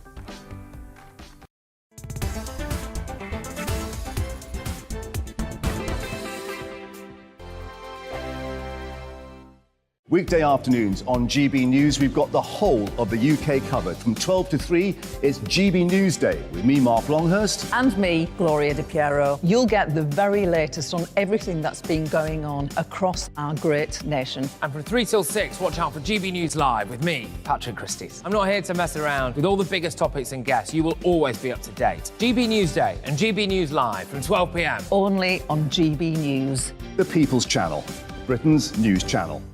Hello there, it's Eamon Holmes here from Breakfast on GB News. We're not just on your television and your screens, you know. We're on DAB plus digital radio, so you can listen to your favourite shows on the move. If you've not yet listened to GB News Radio, it's very simple. We're on your radio player and TuneIn apps, on your smart speaker, phone or tablet, or online at gbnews.uk. Take us with you wherever you go. GB News Radio. You never have to miss a moment of the People's Channel.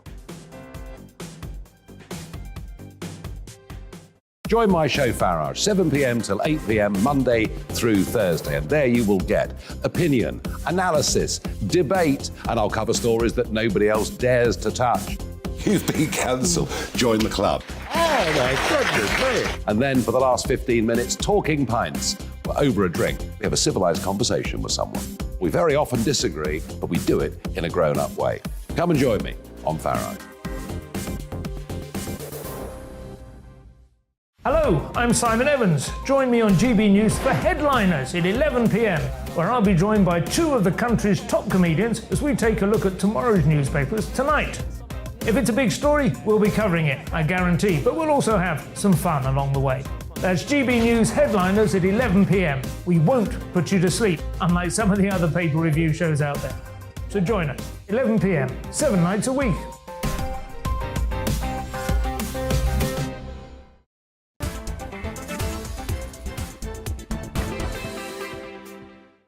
Good afternoon. If you just joined us, where have you been? This is GB News. We are the People's Channel. I'm Nana Akua. Now it's time for our Great British Debate this hour, and I'm asking, who is to blame for the rising interest rates? I mean, for the first time in over a decade, the cost of a 5-year fixed-rate mortgage has exceeded 6%. Although, to tell you the truth, when I first bought my own house, it was 5%, 6%. It was around about that anyway. So I think we're just coming back to what it should be. But following the hike in these rates, a lot of people are panicking. Estate agent Frank Knight also forecasted that tenants face a 20% increase in rental costs over the next 5 years. So what do you think? Is it down to the current Tory party infighting? Is it their behaviour? Is it their policies that have created this Kwasi Kwarteng's mini budget? Is it the Tory party's fault? Or is it, or do you think perhaps it is the Bank of England? Because, of course, Prime Minister Liz Truss has only been in number 10 for just over a month. They're already talking about new leadership challenges and getting rid of her. I mean, I'm sorry, we don't all want to laugh here, but, I mean, can somebody get on with running the country? What did they have? They had the recess for how many weeks? Then they had a recess for 4 weeks. The period or 6 of mourning. Weeks, period of mourning. And then they had their party conferences. How much is that? What, 3 months now? She's got 2 weeks. You've been in She's been 2 in weeks. for like 3 weeks. They want another leadership contest. You want another one? I don't think so. You're being paid over 80 grand. Get on with the job. There's been a row. More than that. Yes, sorry about that. And the expenses. There's been 60. 60, well, 160. Around about 160. Yeah. No, that's the voice of Olympic, by the way, also joining me. It's Fraser Myers. He's deputy editor for Spiked Online.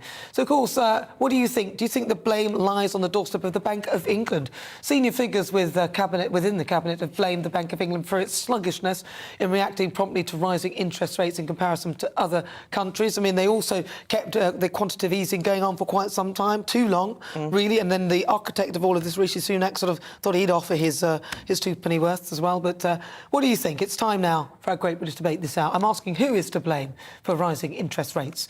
Well, I'm joined now by the Director General of the Institute of Economic Affairs, Mark Littlewood. Mark, so with all of that, who do you blame? Well, I don't really blame anybody. I'm glad interest rates are going up. I think we need to get away from this idea that low interest rates are a good thing for the economy. I think we've had interest rates way too low, going right the way back to the 2008 banking crash. If interest rates are low, well, that's good for borrowers. It's good for people who want to go and spend a lot of money that they don't have because they can do that on rather cheap credit. But it's very bad for savers. It's very bad for investors. And you would usually expect the interest rates to be a little above inflation. Still, even now with these interest rates, if you save £1 in your bank account, a year later, in real terms, it's only going to be worth about 95p. So we have penalised savers chronically. And it's about time that we get back to sensible interest rates to combat inflation. The reason they've been put up is to combat inflation. This is a global phenomenon, not a uniquely British phenomenon.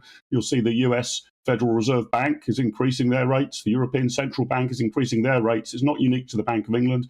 And that inflationary problem has been caused in part by energy prices going through the roof because of the Ukrainian war. but also years of us living beyond our means, really. We've been printing money, quantitative easing, as you rightly call it, as the modern vernacular, but printing money, basically, and spending money we don't have. Sooner or later, that catches up with inflation, and one of the best ways to combat inflation is to hike up interest rates. I wish the bank had put them up even higher than they did a couple of weeks ago. Well, you must have got a lot of money in the bank, but that depends on whether they actually bring that saving back to you, because a lot of the banks are being a bit sluggish about increasing their interest rates and savings. OK, so in your view, they should have been brought up in any way. A lot of people are saying that Kwasi Kwarteng's mini-budget was to blame, though. A lot of people are saying that it would have gone up a lot more slowly had it not been for his budget. Do you think that's a fair assessment, or do you think that perhaps the banks saw this as an opportunity to jump on the back, blame Kwasi and chuck the rates up to where they should have been?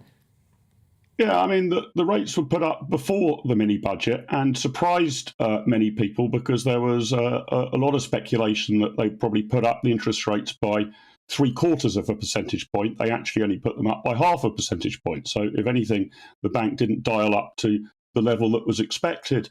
I think the market's concern about the mini-budget has been that the government has yet really to prove or to set out in granular numbers how they're going to get spending under control. They say in their speeches they're committed to it. I happen to believe that they are committed to it. But you actually need some charts and some numbers.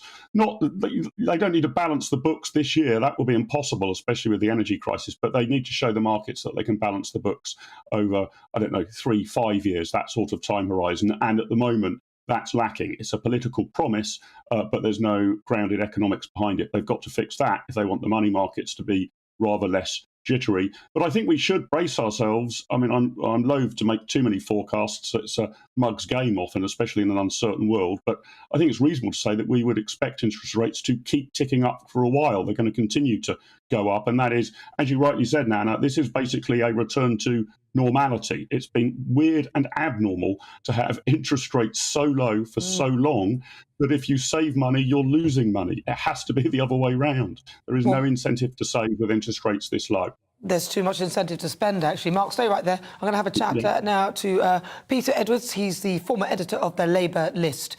Peter, thank you so much for joining me. So in your view, then, a lot of people blaming Kwasi Kwarteng for his mini-budget. People saying that that's why they've hiked up so quickly, but apparently it's a global phenomenon. What's your view? Well, there's lots of different things going on, and I think the Bank of England deserves some scrutiny. Their target for inflation is 2%. We're currently running at 10%. But overall, I think fingers have to be pointed at the government. It's a bit like the cost of living crisis. We've had the same government in one form or another for 12 years. These problems don't come out of nowhere. The reason we're, for example, reliant on other nations for our food and our energy supply is because of a lack of government planning. And then the reason why we've had such a bad market reaction to the mini budget, and then around 1,000 mortgage products withdrawn immediately after Kwasi Kwarteng spoke, is because the markets didn't like the Tory mini budget. And that wasn't just because of cold, rational economic decisions. That was part of it. It's because they feared, yet again, a triumph of ideology over economic good sense. And lots of these things are simple facts rather than me as a left-wing person giving a view that could be partial. So to give you one fact, the Bank of England having to spend £65 billion, which it wouldn't otherwise done, to shore up the pension industry. And it did that as a direct result of the Tory budget. Well, the Bank of England shore up lots of things. So I want to bring Mark back in, because, Mark, Peter said that the Bank of England shoring up things to the tune of 65 billion is, I think he's suggesting it's a result of the budget and things. What's your view? Is that the case? I thought they did that sort of thing anyway. Well, they do those sort of things anyway. We've had extremely bizarre, without getting too technical about it, pensions rules about how pensions can be invested, which then make them extremely dependent on the gilt rate, so extremely vulnerable to these sort of changes in interest rates. I think we need to look about completely changing those rules, liberalising them somewhat. But I do have some sympathy with what Peter said. This has been a long build-up over a long period of time. I'm not going to make a partisan point, so let's go all the way back to 2001. A Labour government was in office then. That's the last time any government balanced the books. We've gone for more than 20 years of budget deficits. This really is a structural underlying problem in the economy. Sure, if you're getting through a crisis, COVID, an energy crisis, a war or whatever, you'd expect to borrow more money in that year and the government to spend more than it's bringing in tax receipts. But we've got ourselves into a position in which the government is spending beyond its means in the good times and way beyond its means in the bad times. We haven't balanced the books for 20 years or so, and I blame politicians of all stripes for that. And I wouldn't expect the Truss administration to be able to correct that legacy of 20 years of overspend in merely its first 4 weeks in office. But some government somehow is going to have to face up to this and start balancing the books and deal with the underlying structural problems in the economy. I think you were saying earlier, Nana, once you take out the Queen's mourning period and recess, Liz Truss has only had something like 2 weeks or 14 working days in the job or something. So I'm loath to blame her yet. But we do need a reset, whether it's under this government, under a future Labour government. We have been living beyond our means for way too long, and there needs to be a reckoning up about that and some economic reality about getting back to balancing the books and indeed, in the better times, in the good times, actually running budget surpluses. But we are way, way away from that, and I hope parties of all stripes start to face up to that economic reality, because if you keep spending like there's no tomorrow, eventually there won't be. That's pretty true. Thank you for that. On that bombshell, thank you very much to both of you. Peter Edwards, former editor for the Labour List, and also Mark Littlewood. He's the Director General of the Institute of Economic Affairs. Thank you so much to the both of you. Ooh, what do you think? If you just joined me, welcome. This is GB News. I'm live on TV, online and on digital radio. Let's have a quick look at what you've been saying. Callum says Boris Johnson is responsible, amongst others, for his obsession with lockdowns, net zero and Putin. Yeah. Brad says world markets are to blame. It's not just the UK, as some would make us believe. Tim says globalisation. I was going to say that. I was exactly right. I wrote that down, Tim. Globalisation is to blame, and we haven't got the highest rate of inflation. Other countries are suffering more than us. Well, if you just joined me, welcome. It's 32 minutes after 5 o'clock. This is GB News on TV, online and on digital radio. I'm Nana Akua. On the way, we'll continue with our Great British Debate, and I'm asking, who do you blame for the rise in interest rates? You'll hear the thoughts of my panel, former Liberal Democrat MP Lembit Opik, and also Deputy Editor at Spiked Online, Fraser Myers. But first, let's get your latest news headlines.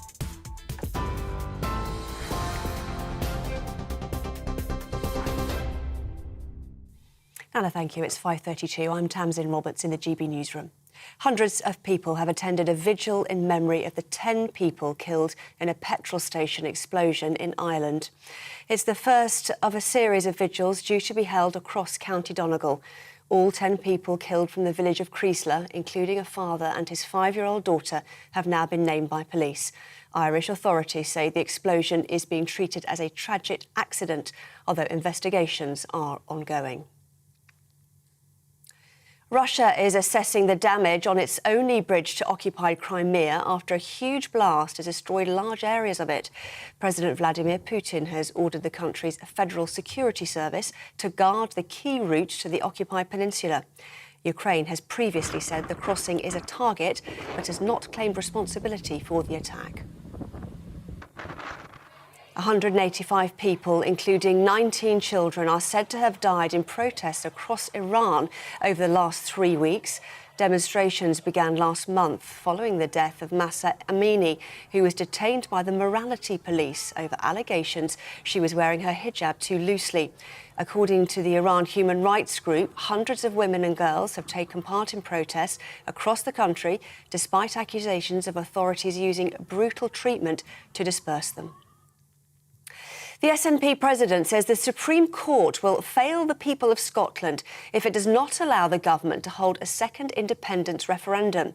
Speaking at the party's conference in Aberdeen, Mike Russell told delegates there's a choice that has to be made. The Supreme Court will hear arguments this week before ruling if a prospective bill to hold another vote is within the powers of Holyrood. TV, online and DAB+ radio, this is GB News. Back to Nana in just a moment.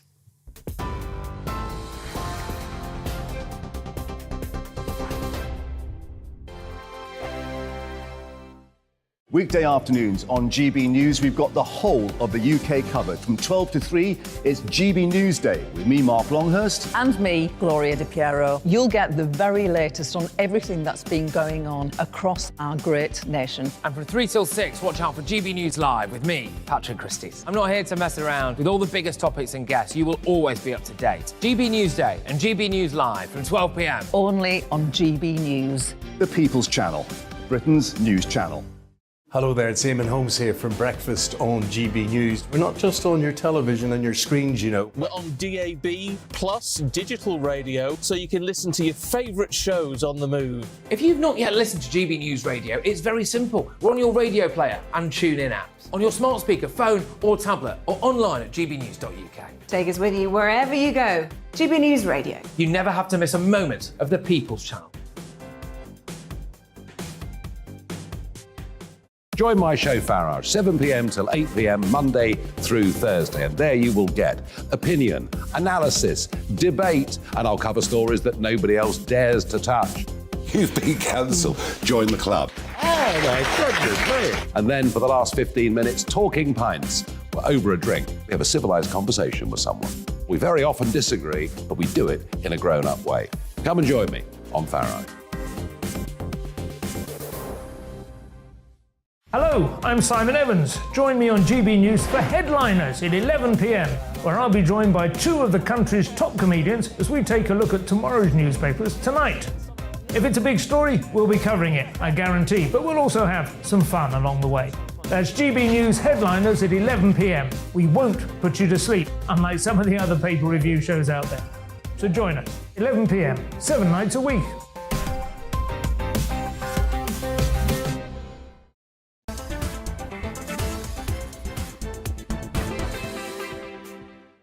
"37 minutes after 5 o'clock. Welcome if you just joined me. This is GB News on TV, online and on digital radio. I'm Nana Akua. We are the People's Channel. Today on the Great British Debate this hour, I asked who is to blame for the rise in interest rates, and this comes as the rise has led to hikes in mortgage costs, up to around 40% of mortgage deals being pulled, as well as house prices being expected to decrease by around 12% by some forecasts. Senior figures within the Cabinet Office have blamed the sluggishness of the Bank of England in failing to react promptly enough to rising interest rates, and this comes as the infighting within the Tory party continues to worsen, is affecting their ability to govern both efficiently and effectively. I was going to say ethically, but a bit much. Seriously. So who do you think is to blame for rising interest rates? Let's see what my panel make of that. Of course, those were the voices of Fraser... sorry, I've forgotten your name. Fraser Myers. I don't know why, because he didn't write it on there. That's very nice of them. And Lembit Opink. Right, Fraser, sorry, because you go first, Fraser. Thank you. Well, you know, the rising interest rates are a function of the broader economic crisis that we're all living in. And for that, you know, the finger's got to be pointed at the whole establishment, basically. You know, we've had a series of sort of terrible policies over the past couple of years, couple of decades, that have really brought us to this horrendous point. You know, you think about the energy crisis and the role that has been played by kind of climate scaremongering and net zero in that, and essentially dismantling our own, you know, homegrown sources of energy and preventing new ones from being built. We've got the, you know, the supply chain crisis, which is also fed into that, which is, you know, brought about by the kind of global lockdowns. And then, yeah, there are, you know, some specifics. The mini budget was a bad idea. A lot of the kind of tax cutting measures didn't seem to make any economic sense, especially in this kind of you know, era of high inflation. The Bank of England as well have made mistakes. They were talking about inflation being transitory not that long ago, when now we know it's pretty much a permanent feature of, or a, you know, it's certainly going to be a problem for the near term. So I think a lot of people have to take the blame for this. It can't just be Liz Truss, as bad as she is. Now, come on. Look, they got rid of a perfectly decent leader. I'm still not happy with them for getting rid of Boris. I thought it was the most stupid thing they've ever done, and they are now paying the price of it. But I don't think... I think her ideas are good. She was the best out of a bad bunch. Frankly, I mean, I don't want a Labour government. I don't like what they're saying either. So this has got to work, right? It's not just their fault. This is, as one of our viewers pointed out, globalisation, the fact that we're relying for everything on countries all around the world instead of providing our own stuff. I mean, we are at the mercy of every other country. We don't do anything. Well, basically, the economy has been weak for far too long, and that's true, as Mark Littlewood was suggesting, you know, under both the Tories and under Labour. And these crises have just exposed that. They've just revealed that, and, you know, we've been trying to cover up for that by taking on loads of debt. Both, you know, a lot of people in households taking lots of debt. Companies have too much debt, and the Bank of England has been printing money. So we've been, and we've had ultra low interest rates, of course, which is completely weird, and you know, you could never have imagined how long that's gone on for. Only 15 years ago when that started. Yeah. So yeah, it's not just the current government, but they haven't exactly handled themselves brilliantly. Well, remember they were given when they went to the didn't it say there's no money left in the tin? I mean, isn't that what they said when they picked up took the chalice from the Labour Party? I mean, isn't that what they had? It was a joke note. It wasn't a joke. No, it may have been true, but it was put in as a joke. But that's not note. funny, though, is it? It was true, so it's not really a joke. And what you've said is exactly what the Conservatives said about Labour. And they've borrowed more. Yeah. They're actually... Come on, be fair. We've had a pandemic. That was unprecedented. We've had a pandemic which has added hugely... and the really necessary lockdowns. Well, we've so we have also that discussion. Yeah, but they did... look, none of us have been through a pandemic before. We didn't know what to do. They did the best they could. I'm not blaming them for that. Maybe in hindsight, we now know that we shouldn't have done it that way. Some people got it right, some people got it wrong. But it's not fair to penalise them. Let's make, like, month zero 2 months ago, then, so that we don't rehearse things we've discussed here before. And the question is, should the government be blamed? That was the word that you've used, both of you. Blamed for an increase in interest rates. Now, Mark Littlewood, who I've had enormous respect for in the 25 years I've known him, says, actually, it's a good thing, it's a rebalance. I'd just take a different opinion. And it's for this very simple reason. At the moment, there's clearly a squeeze, which I think has been caused by idiotic energy policies, but somehow or other, we've ended up with a big inflation rate. If you have a £200,000 mortgage, which is quite common, I don't know what the average is, but quite realistic, a 4% increase, from, say, 1.7% to around 6%, that's £8,000 a year, £160 a week. So when you're getting £20 or £30 relief from the government, it's just dwarfed by your debts. And so, for a very pragmatic reason, I think that the government is responsible for fixing this.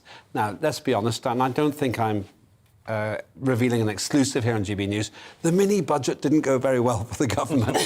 Didn't go very well for the country. It didn't go down well, but some of the ideas in it were good ideas. And it might turn out that it's still quite a good idea. Yeah. We can talk about the long term, but in the short term, Liz Truss was slammed for it. Now, even Mark Littlewood rightly pointed out, and I think we talked about it, she's only really been in post for 2 weeks, so it's a bit early to judge her. What should she do? That's the really most interesting question.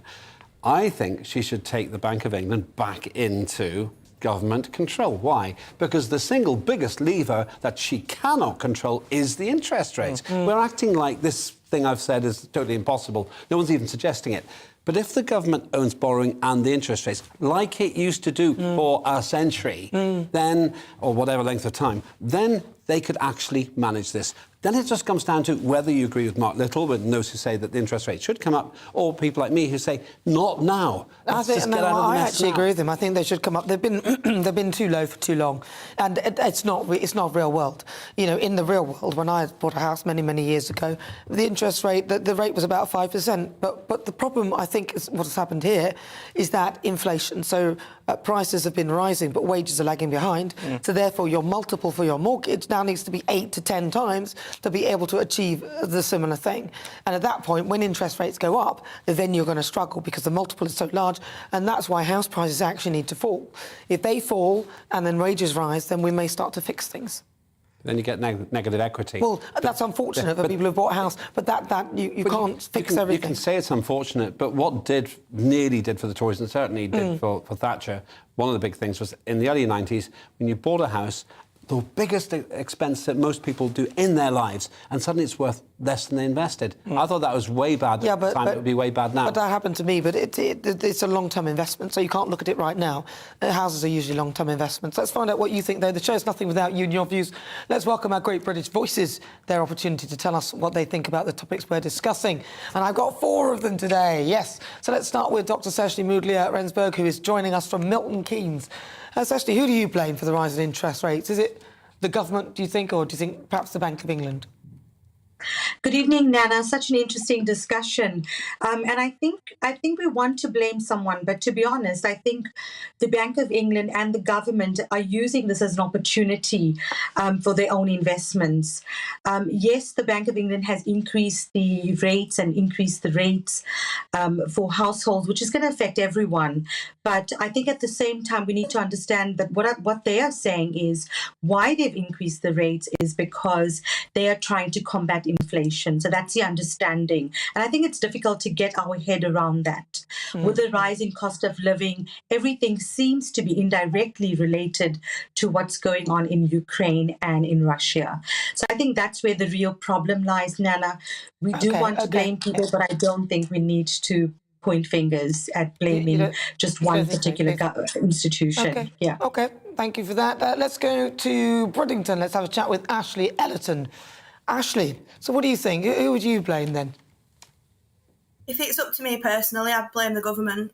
I don't think they've done enough for the working class. I don't think they've done enough for the poorer people of the country. And when you mix that with everything that's gone on over the past 2 years with COVID and all the prices that they slashed because of COVID, I think that's got a big part to play in everything that's going on now. So you blame the government. Ashley blames the government. Thank you, Ashley. Really good to talk to you. Let's go to Bedford. Let's have a chat with Lee Webb. He's there live. Lee, you've got a couple of options. Did you blame the Bank of England? Did you blame the government or something entirely different? If we know why we're having to raise interest rates, and that's usually to control inflation or to stop the economy from overheating. If we look at that, we're not, the economy isn't overheating, it's inflation that we're trying to reduce, which is around about 9.9%. And it isn't too bad compared to what our European partners have got.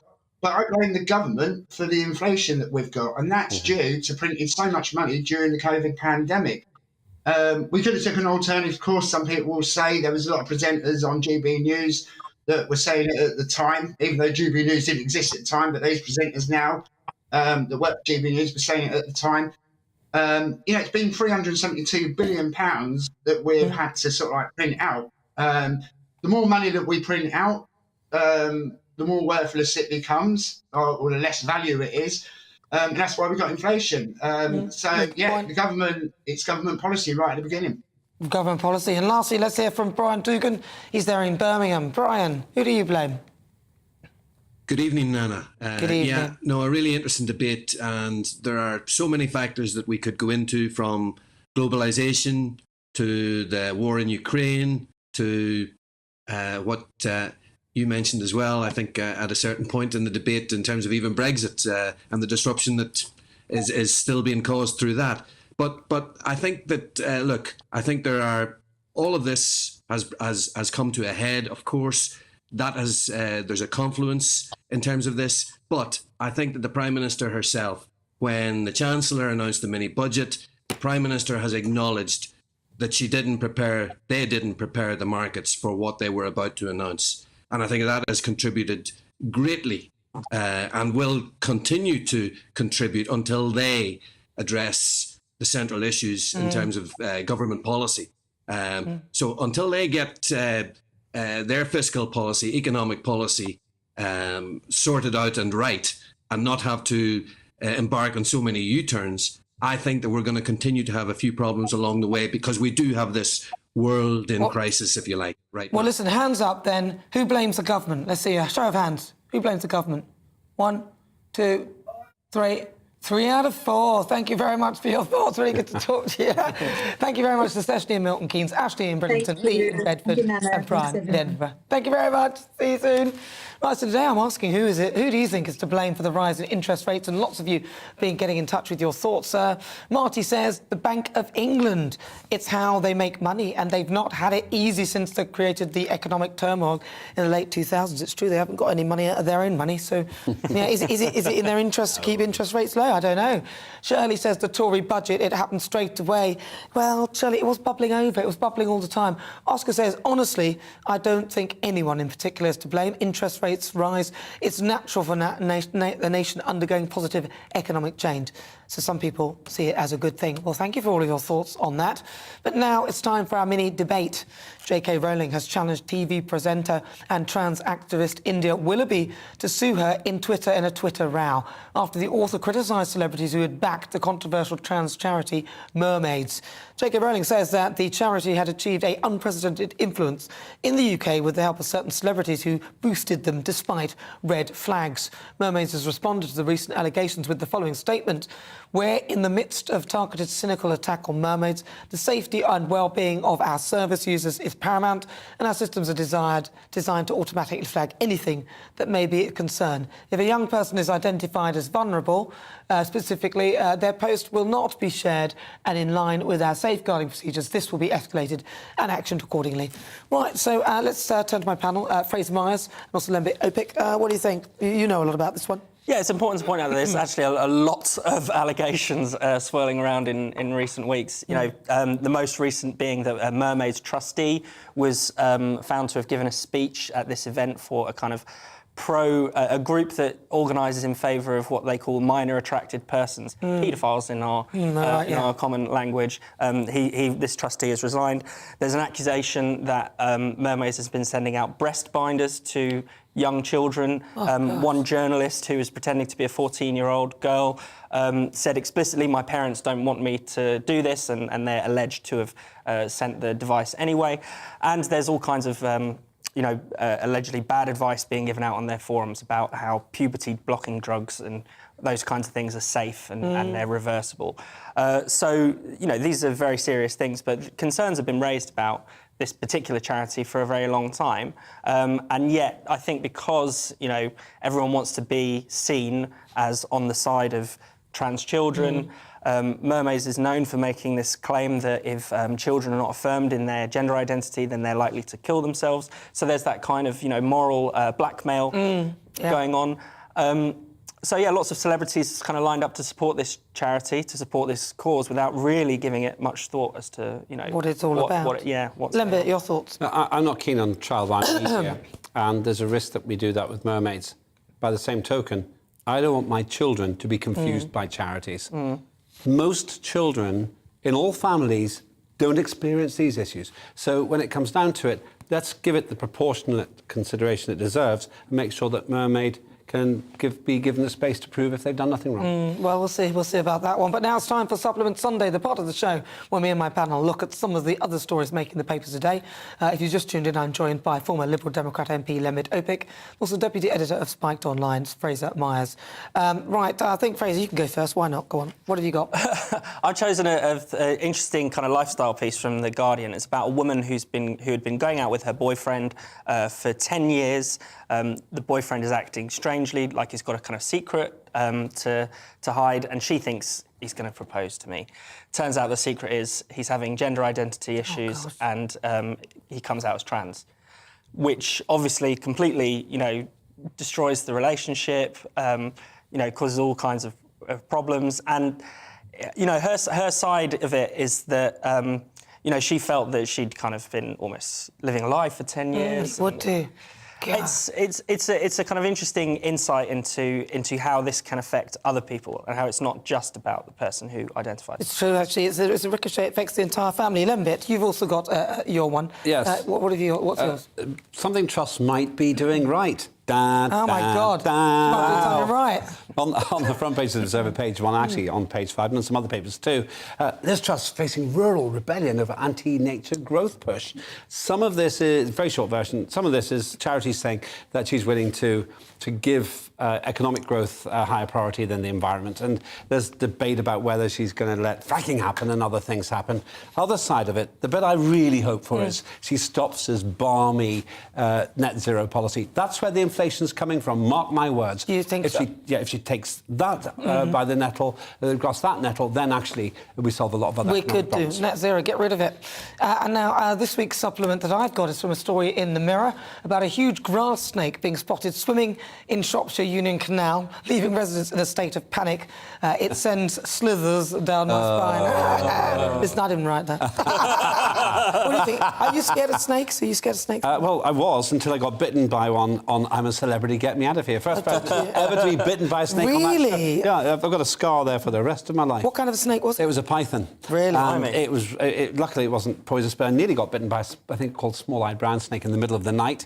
Nearly picked it up. That would have killed me. So really? I was relatively lucky. Yeah. I'm not scared of snakes anymore because the worst has happened. Not quite. No, it hasn't quite happened. What do you think, Fraser? Do you like snakes? Not really. I mean, I wouldn't say I'm scared of them, but I wouldn't run, to pick up a snake anytime soon. No, I don't fancy that either. No. Interesting stuff. Well, thank you very much for your thoughts. Now, listen, we've had so much on the show. I've been asking you, is there a point for nuclear weapons? And according to our Twitter poll, 68% of you say yes. 32% of you say no. Really? Well, that's interesting stuff. Well, listen, thank you so much to my panel. Thank you, former Liberal Democrat MP Leonard Pickett. And also thank you to you, Deputy Editor of Spiked Online, Fraser Myers. And as ever, a huge thank you to you at home for your company. I'll be back next week at 4. Enjoy. I look forward to seeing you then. Don't forget you can download the GB News app, find out everything that's happening on the show, even stream the show live if you missed it on YouTube. I'll see you on Friday. I'll leave you with the weather forecast. Enjoy. Looking ahead to this evening's weather and